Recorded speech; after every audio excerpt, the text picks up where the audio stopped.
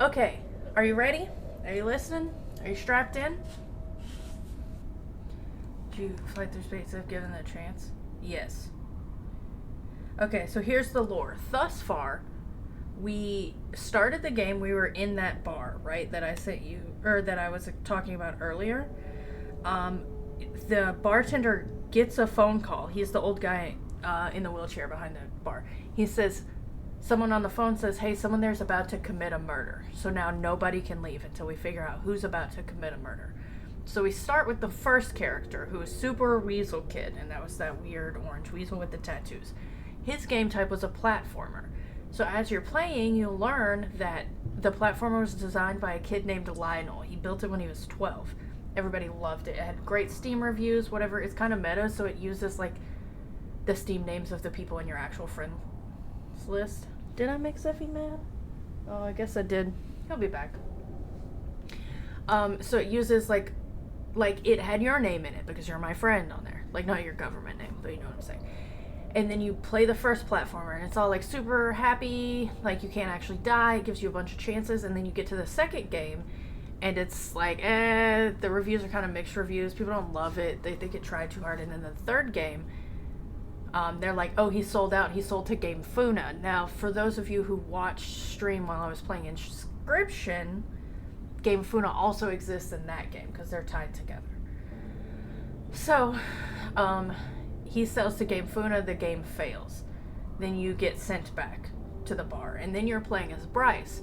Now, Bryce was from a fighting game that ultimately was made by Lionel, but also sold to Game Funa.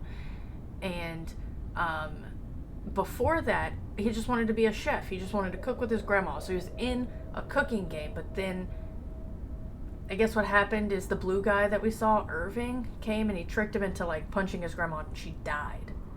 Yeah, it is a whole ass cinematic. You know, that's why I love it. There's so much lore. I'm a slut for good lore.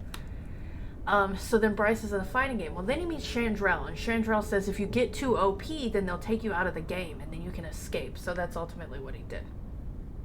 Well, then you go and play as Chandrell. This time she's in a turn-based RPG, and that's where you meet Lazarus, who's like a knight there. And they work together to break the game, and they break the game, and then they get assigned by the bad guy, I think. So he's a blue guy. He seems to be a villain. He works for Game Funa, and he's in charge of, like, when the characters misbehave, he handles it, right? So he sent Lazarus to this game called, like, Space Marine something or other, and then Chandrell was forced to live with a thing inside of her head, and that's where we are right now. Griff, we're talking about this game. Don't Peace asked for the lore, so that's the lore.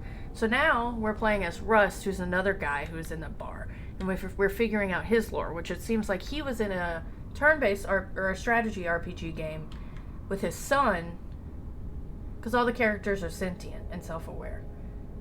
Yeah, Griff has a 0 attention span.